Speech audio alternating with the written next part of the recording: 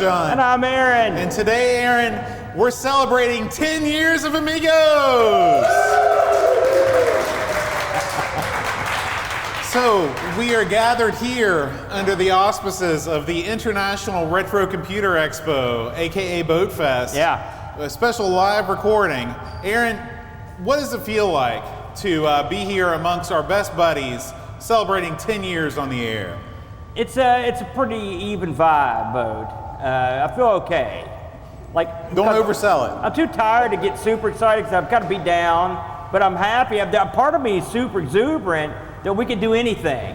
The fact that we're doing something is a miracle, so that makes me pumped up. And the fact that we've been doing this for 10 years, it's sort of the way I felt most of those years. Yeah, kind of beat down, but otherwise okay. You know, I thought, since this is our 10th year anniversary celebration Yeah. here, and let's go all the way back. All right. All the way back to the beginning. All right. We're talking about July or late June, somewhere around there. Yeah. Of 2015. Yeah.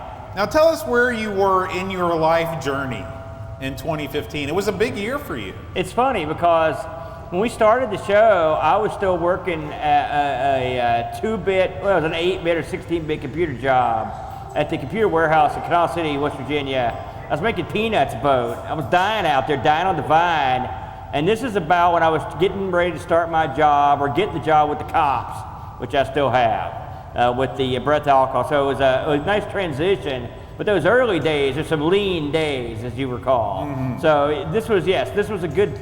This wasn't the best time to start, right? I'll think about it. We started the show before you started working for the KSP. Yeah, my first anniversary at KSP was December of 2015. I did a couple months of pre-work there, so it was right before. It's kind of crazy to think about. I didn't even put two and two together. Yeah. So those first couple shows, Aaron, it was sort of a weird thing because I don't think that you quite knew what you were doing, and I know that I didn't know what I was doing. Yeah. We decided to start a show about the Amiga, and do you remember thinking about what the show would be?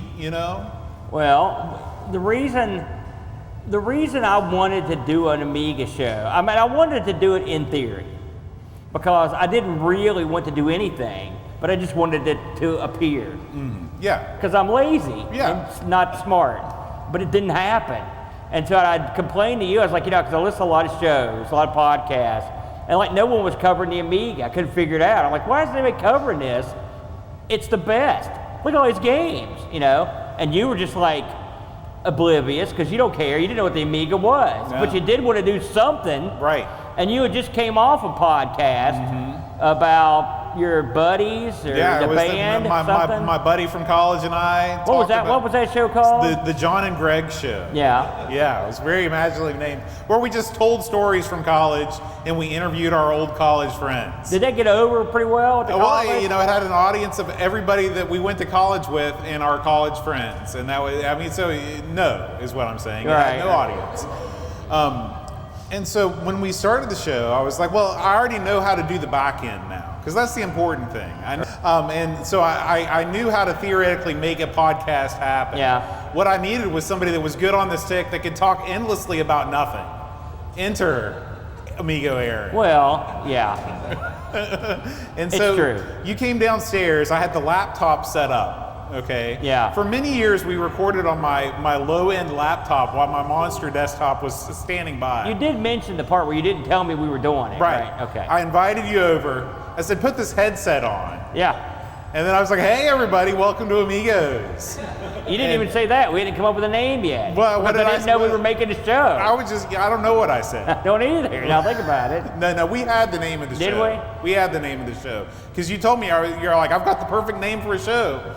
And so I was just like, that's what Amigos was. And so we started talking, and I think our first game was Hybris. Yeah. But before then, I'm sure we did an episode 0. We did. And we did. We talked about our goals and aims for the show. I don't know if we ever accomplished any of those goals or aims, because I remember we wanted to really dig deep into the hardware. I think we aimed low, though. Yeah. So yeah, that was a big mistake. We didn't stick with that. Yeah. So What do you we're not going to go episode by episode, but let's say the first. Let's go episode by episode. Episode 2, Super Fraud. Oh man, episode 3, 70 pinball game. What do you remember most about those very early pre-video days? Well, it was less nerve-wracking. I can remember that. Really? Yeah, because I'm not on video. So it makes you nervous to be on video. Well, yes. See, you're being open and honest with us. I appreciate that. I mean, be vulnerable. I am not the most video-friendly person. That's a lie. Just remember what happened when you cut off your beard. The internet exploded in rage. There's a reason for that. It's like, the Medusa, right? What if you put a stupid hat on her? Like, she would even look dumber. She's already hideous. She still turned you to stone, but you went to stone as a scowl on your face. Like, that's what that was. So, but yeah, video is not the best for me. But I'll do anything you say, pretty much. That's true. And so I just did it. I didn't. You also didn't tell me we were doing that either. Yeah. That's also something you do. Guerrilla warfare. You don't tell me when we're doing a show, when we're changing the show, or when we're doing another show. Because the first 1200 XL, you didn't tell me we were doing that either. We've been around for years at that point. That's true. So those first. It's a good thing I knew that game, and we've been boned. So that aside from you being scared of video, what do you remember most about the audio episodes? You gotta. No, we weren't. It wasn't that good, but the audio quality wasn't that good, which has haunted us ever since. But we did the best we could. I tell you, remember. Well, this is what I remember. I remember thinking that we weren't going to have very many games to talk about. Oh yeah. Because we did 3 or 4 episodes, and I was like, man, we're running out of games. It's time to interview Paul Shaw. Yeah, about a word processor or something. Yeah, that was where we did our first deep dive into word processing. Well, also something you should mention is we didn't have an Amiga, and we only vaguely had access to something resembling an Amiga. We had that 500. That was well in, though. Well, no, that wasn't well in. That was but somebody early sent days. us that. Before we started the show, you got that big windfall of Amigas.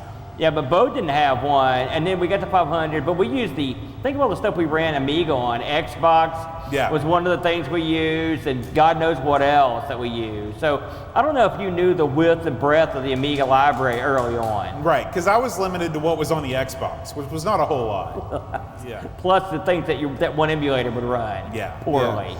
And so we did a bunch of interviews. Our second interview was Rob Flack O'Hara, who's here with us. Big hand for Rob. Where is he out there? I didn't see him. And there he is. There he is. Our third interview, Aaron, this was when we really thought we were going to break through. We interviewed Sven from Cinemaware. Yes, Sven. And because of his upcoming release, the definitive Defender of the Crown Super Ultra box set that we were going to give away, and we waited for how many years? I think it was 2 years past the interview. Yeah, before it that's showed one up. thing I definitely remember. Although Sven was a nice guy, it was exciting to interview somebody that was sort of, kind of from Cinemaware. Yeah. But not really. Yeah, and so that was the first, 50 episodes, the first year of the show, basically. We sort of stumbled along, recording 6, 7, 8 games per episode for fear that we would not have enough to talk about. It's funny that we were afraid of running out of something to talk about, but we did so many in one episode. It is weird. That's counterproductive. It's a paradox. Yeah. And then the video started, Aaron. Yeah. And that's when the popularity of the show really exploded. That's when it did. That's it. That's when it did. You became infatuated with the green screen, but not fully infatuated with it. It was varied from week to week. Bo, my caring about the green screen. He would set the screen screen up, like, we're going to use the green screen. I'm like, should it have all that light behind it? But he's like, it don't matter, it'll look fine. Until we get on there, and I was like, oh God, we look like demons. What's happened? I was also infatuated with our backgrounds. Yes. And so I wanted to make the backgrounds were so cool. They were the Paul Kitching backgrounds. Yeah. So I shrunk us down to about 3 centimeters high so we could have the full background behind us. It's true. Yeah. And on top of that, we must have worked every angle in your basement. Yeah. We worked we worked in front of the brick, against the back wall, against the front wall, against the doors. And then there was the time when I removed the TV from the entertainment center, and then we were just in front of an empty entertainment center. There was the time we were recording in front of the fireplace screensaver, and it kept making me hot. Yeah. So we had to stop that. It's amazing how much your comfort plays into wherever you shoot the show. That's true. That's true. So, what do you think about the period of the show, Aaron, when I was sort of the show bartender? That was a dark time, Bo. I mean, it started off good. Don't get me wrong. Bo's a horrible bartender, everybody. Don't let him mix your drinks. You would take stuff like Grey Goose stuff and make it undrinkable. That one show where you mix something up that I swear to you, it smelled like something you clean your bathroom with. That was when I didn't understand the difference between like pure lemon and fresh squeezed lemon. And the pure lemon is the concentrate. So I poured about 6 or 7 glasses of that into a Grey Goose. And, gave that to you. You didn't like that. Man, it was brutal. I never poured out so much Grey Goose in my life. Yeah. But it was a lot of fun, except for all the drunken stupidity. Yeah. It was a slight dip in quality. Or a major dip in some instances. So we went from the recording in front of the green screen to recording in front of the entertainment center. Yeah. Then we went from the entertainment center to sort of like recording in front of the, I don't know, it's just kind of, I was like, we need to start using the big PC. So I put us in front of the big PC, and so there was a large space behind us with the arcade machine in the back corner. You remember those days? Yeah, I do. And that was when we started ARG Presents, was when we were in that vein. Now, I want to talk to you about the birth of the non-Amigos shows. All right. So we started out with ARG Presents. Yeah, and we did that because we wanted to play something that wasn't Amiga. We liked a bunch of other stuff that we wanted to try. So that was the convoluted. We have since then watered down the wheel spinning because we had a series of envelopes and all kinds of crazy stuff in that. Tell us about your original idea for ARG Presents. Well, I thought that no one would watch the show if they didn't know what was coming up, and so I thought, well, like if we'll put stuff on the wheel, and for every piece on there, we would take envelopes and write down our top 3 choices. So if we whirled and got C64, we could pull out the envelope, and we'd each have our 3 choices, and that way we could announce the games ahead of time. But we just don't do that. Yeah. It seemed like a good idea. You also wanted to build the wheel from scratch. I did. It occurred to me that to build the wheel like I wanted it would be 7 to 10 feet tall, and it would weigh hundreds of pounds. Now, would it operate more like the Wheel of Fortune or the Price is Right? Well, no, it would be Wheel of Fortune. Okay. But the problem, there were really 3 big problems. 1, I didn't know where to put this wheel. Yeah. 2, it was expensive. I tried to price out the wood for the wheel. It was like $1,000 wheel. And 3, I don't know how to do any wood stuff. I mean, how hard can it be? Just get a saw and some nails and you're going. No, I don't know. I can't even sand. I got nothing.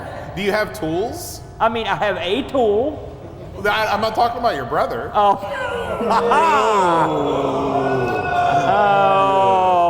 I love it. Now that's an anniversary moment for me. Now I have some tools, but they're like electronic tools, not woodworking. I don't have what do they call it? A glaive. I've got a glaive. Is that a woodworking tool? What's it called? Somebody help me. It's not called a glaive. I'll tell you that. Is that a lathe? You do stuff with wood on a lathe? Yeah. That's right. I don't have that. You don't have a wood turner. You can't make the table I'm legs. dumb, okay? Is that what you want me to say? I don't know how to make a wood wheel. So we bought one. You bought one. Yeah. Now, and that's the same one we still use. It survived several. There's those magnet circles, and sometimes you bring back the old logo. And then one thing Brent wanted to do, this is even stupider than my wood wheel idea. Brent wanted to make every little wheel piece a little video screen that he could just program. I was like, are you out of your mind? How are you going to do that? You don't work for Intel. He didn't know. That didn't happen either. We don't know what the hell we're doing. That's it. Now, shortly after we started ARG Presents, there was a major momentous occasion happened in your personal life. And that was you inherited a building in the back of your house. No, I paid for that building. I didn't inherit nothing. I thought it was inherited. I had to go to the money bank and get that cash and put that sucker back there. Oh, okay. No. That's it's the arcade. Yeah, the arcade. So tell us about what happened. Where did the arcade machines in the arcade come from? Well, we had my brother lives across the street from me. Unfortunately, he's now just down the street from me. But he had a basement. We had a little arcade down there. but it had fallen into disrepair. You know what I mean? Because Brent he's like me, and so we were like, hey, let's take all this crap and put it in our new arcade, and we did. And it was hard, but we got it in, most of it in there, and that's where it sits today. And then we thought, hey, let's record the show in there. So we put a little area in there to do that. Oh, actually, at first we just put a folding table in front of the pinball machines, but eventually we got green screens and stuff. But now it's pretty fancy now by my standards. We got pull down green screens and stuff, so it's not too bad. Yeah. Other things that have happened over the course of the show, starting in 2017, we had the first Amigathon. So how did that come about? Oh, I believe Dreamcatcher suggested, I think it was going to write a review a day or an article a day for charity. I believe that's how it was going to go. And then you jumped in and said, hey, we'll do something, right? Right. And then so Dreamcatcher, did he do his articles? He did. He took 2 weeks off of work and wrote an article a day. Wow. And that seems counterproductive. Yeah. He could have just donated his salary. Yeah, that's true. That's true. And then we were like, hey, we'll do, I think our first one was only 8 hours. It was 8 hours of Amiga action.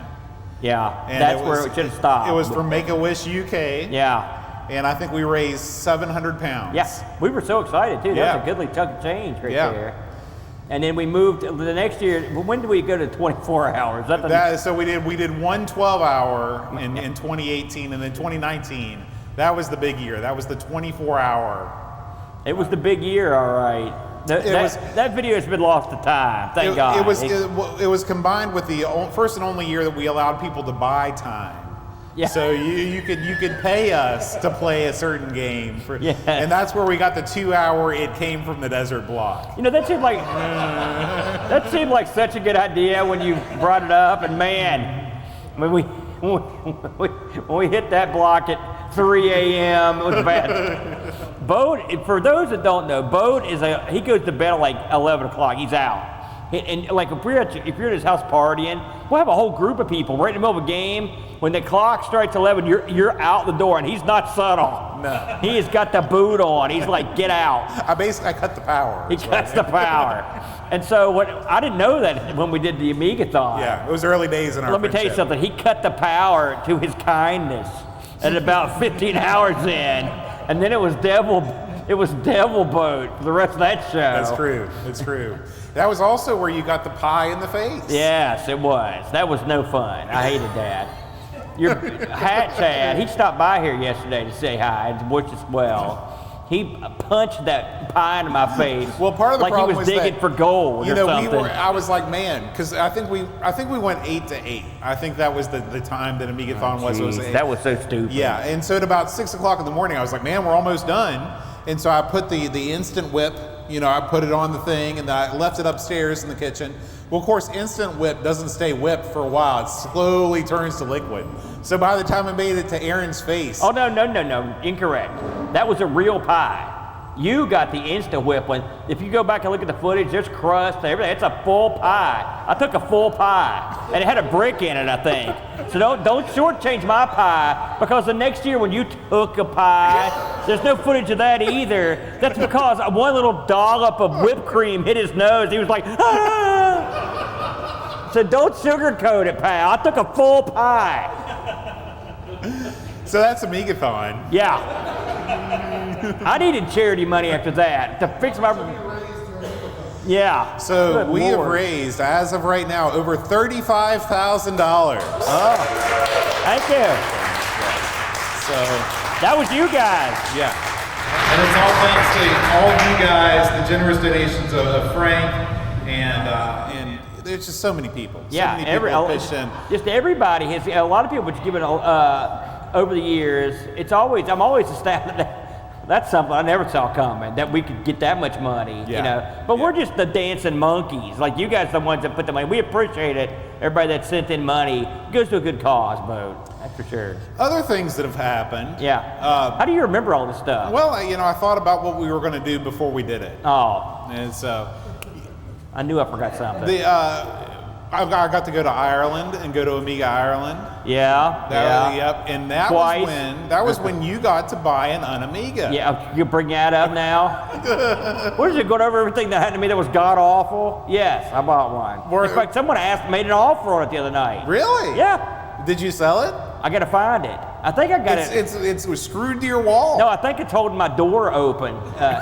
Did you tell them that when they made an offer? No, I know. It's somewhere in the menagerie. Listen, I'm willing to accept the offer on the Amiga. I'm ready to deal. You know. And so that was where I got to meet our European listeners for the first time. Yeah. Some of which are here. Yeah, some of which are here. Paul, were you there? Were you at Amiga Ireland? I know Graham was there. I got to meet Graham. Graham is gone. Graham, wave up, wave high. Wave at the camera, Graham. All right. So anyway, that was the thing that happened. Yeah, I didn't get to go. It looked fun though. Yeah, every year we extend the invitation.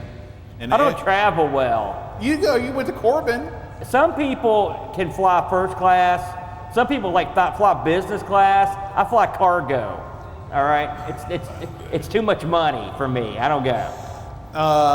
So anyway, that was really the only thing that happened until we started Boatfest. So there were hundreds of episodes, nothing happened, and we just screwed around. We did move into the arcade and did some shows. And then COVID happened. Let's not forget that fun time. That's true, but that didn't happen until you're getting your things. So we did the show at my place exclusively, right? Until COVID. Yeah. Oh, really? Yeah, you're right. Yeah. And then all through COVID, we did the show remotely. Yeah. And then after COVID, for about a year, we did some episodes in the arcade. Yeah. And then we went back to doing remote. I miss being live though. You're live with your brother every week. Yeah, well, I know. I was talking about you, but I mean, it's different. You get more. It's more fun to be right beside you. It is when you're not melting. That's true. That's the downside. Yeah. I'm working on it, but yeah. Listen, when you've got the new system set up, I'll be over there like $1 million. Very good. Very good. So let's talk about the roots of Boatfest. Yes. Let's hear about this boat. So we always talked about having a thing, and by we I mean me. Yeah. And you always poo-pooed the idea. Well, I mean, that's being a little harsh. And so, but I figured after COVID, everybody was ready to go out and do something. So I scouted around for a hotel and with a conference room, and we found the Holiday Inn, and people showed up. Raise your hand if you were at the first Boatfest. All right. Yeah, man, that's a lot of people. Yeah. And so we've been doing it ever since, and this is officially our largest Boatfest of all time, with over 50 tickets sold. Hey, over 50 tickets. Nice work, everybody. So with that in mind, Aaron, you've prepared a special short film for us to watch. Actually, I just prepared a second short film. Oh. So I'm gonna start playing it almost instantly when I hit the OK button here. So I found footage. Well, both found some of this footage, but I found some too when we're discussing this, and I thought it was apropos for this event. So I'd love to meet you, any of you. I love it. Hey, it is a long way from Norway, but you know. Aaron and I are also open to free round-trip tickets to wherever you live, and we will come and do the show from your living room. You know, I will say, we get to meet all you fine folks. This isn't a suck-up. From all the exotic locations that you guys live. You got people that live in Norway and Germany and the UK and New Zealand and Australia. Everywhere sounds 10 times better than where we are. So really, I don't recommend visiting here, and especially don't recommend it if you're just coming to see us. Well, this would be the biggest mistake of your vacation life. What you could do is you could come here to feel better about where you live. If you're like, man, I'm just not happy enough living in Scandinavia, the best place in the world. I'm bored of this paradise. Yeah. Let's see what the common man's living like. Hey, y'all, pass me that treat meat. That's what it says when you drive in the interstate and it says "Welcome to West Virginia." That's our state motto. Hey, y'all, pass me that treatment. That's our state motto. Where do you see the Amigos phenomenon going in, say, 5 years? We're a phenomenon. Listen, man, you always wanted to be famous. You're world famous now. We're a phenomenon, Boat. I got 5 years. How many episodes have we done to this thing? Well, 5 years would still put us, like 5 years ago, we'd already started the show. Or no, I mean, I'm saying how many episodes have we done today? Oh, so it'd be like 500, episode 500. No, but how many have we done right now? Like 280 something. Okay, that's right. So we did 280 episodes. So you're talking we'd go up to 500 episodes. That would be astounding. I'm trying to consider what that would be like. I don't see much changing. I think at this point, let me put it this way. I can only speak for myself. This is as good as I can do. I have reached. This is the high water mark. You're seeing it right now. So more of the same, I guess, is what for the Amigos phenomenon. What do you think, Boat? I totally disagree. Ever since the beginning, I've looked at this show, this enterprise, the Amigos Enterprise LLC, as a tiered fortress of awesome.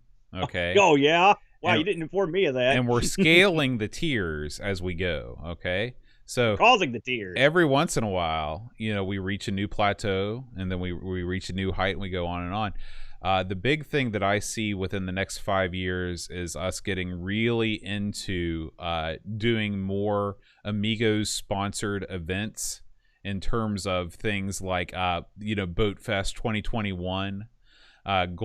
You shake your head. And that hurts my heart Boatfest? Because Boatfest 2021 is part of my soul. But I mean, obviously it's not going to be called Boatfest. It's going to be called Amigathon West Virginia 2021. I think there's better chance for Boatfest. Pass the trick meat, y'all. I thought that was apropos. Yeah. First, the thought of doing 500 episodes filled me with amusement. 0% chance. And then the fact of anyone coming here to Hurricane also filled us both with amusement. And yet here we are. It worked out. Here we are. So, I want to give people a chance. Does anybody have any sort of things they want to come up and say? Boy, you're really opening this up here, Bo. Do you have any? Josh has got the mic here. Hot mic. Would anybody like to come up and I just said that 'cause talk about anything related to Amigos or the show or the community or anything that has meant something to you?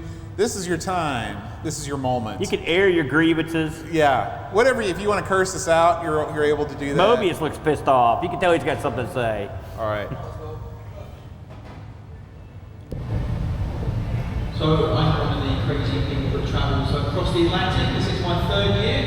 Don't regret a thing. So I missed the first show live. I kind of saw the tickets, didn't really know anyone, and then I watched it online and had the live stream on all day. And I'm like, man, I should go to these things. I can't go to these things. And then I was like, oh, I can totally go to these things. So I did. I was going to say, I know some of my friends that I was sort of wondering what the hell I'm flying all the way here. Honestly, I love this show. I love coming here, I love talking to everyone, and it's like I was here last week, and it was a year ago. So, thank you for making it awesome, and hopefully I can come back for some more if you do. Yeah. Thanks, Paul.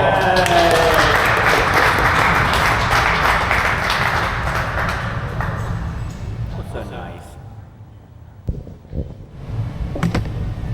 So about a little over a year ago, I called Frank because I was having a problem with my phone guys. And he told me it was probably a power supply issue. He could get a new power supply made up. And then he asked me if I was coming to Boatfest. And I was like, well, I listened to the podcast, but I hadn't thought about it. And then I looked and I realized the ticket was cheaper than him shipping the power supply. That was our ace in the hole. So I showed up and he didn't have the power supply. Oh. But I decided to come back this year, thinking maybe he'd have it this year, and he didn't even leave Canada this time.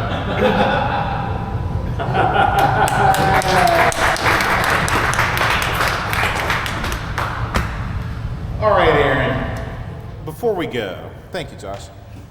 If you had to give me your all-time favorite thing about doing this show, what is it? Well, my all-time favorite thing. Yeah. Probably the European candy. Man, that was good eating. Which ones? All of it. Oh.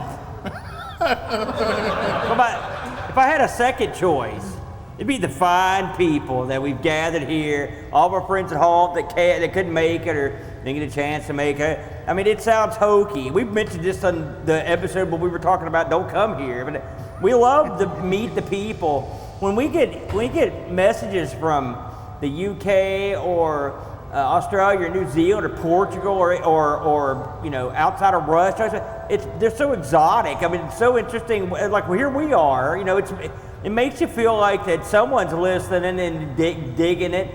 Plus the fact that we don't have a lot of like stupid infighting over different machines and stuff. It's a cornucopia of joy. Everyone coming together. I've learned so much about all kinds of different machines, computers and whatnot, just for different people who, I mean, everything from like, Marshall's here today with the PDP set up in the back. Like, where are you going to get that? And we're going to learn about it.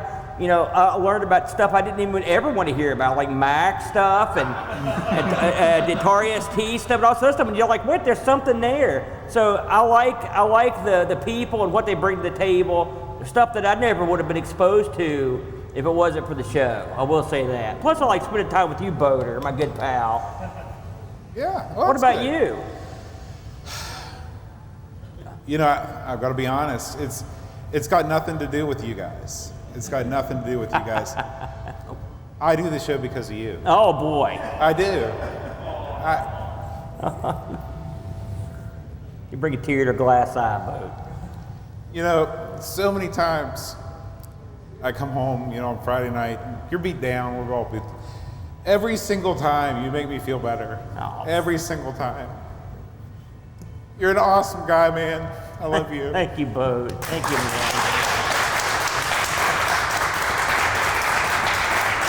Thank.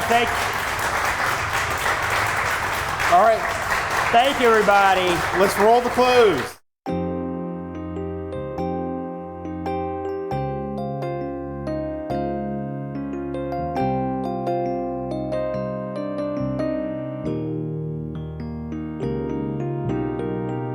When loving lovers love, they're loving love on wings of gold, and loving love we fly above.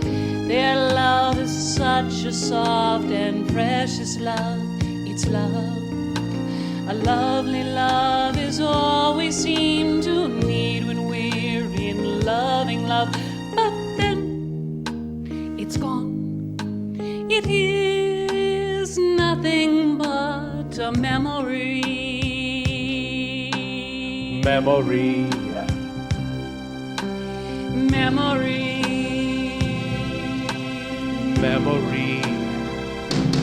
And then it's back, and loving lovers love again.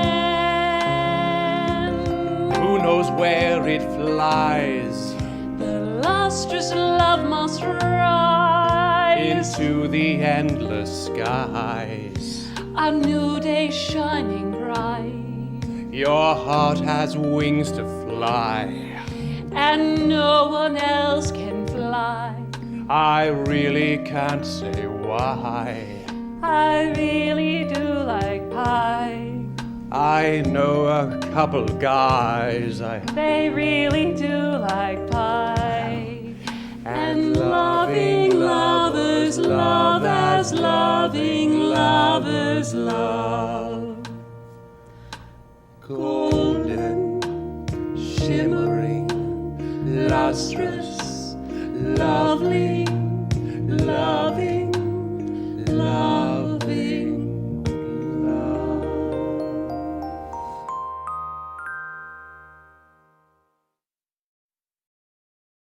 Amigos is made possible by contributions from listeners like you. Patreon supporters help choose the games we play, receive exclusive magnets, and get access to the Amigos Retro Gaming Discord server. Visit patreon.com/AmigosPodcast if you'd like to support the show and join our community.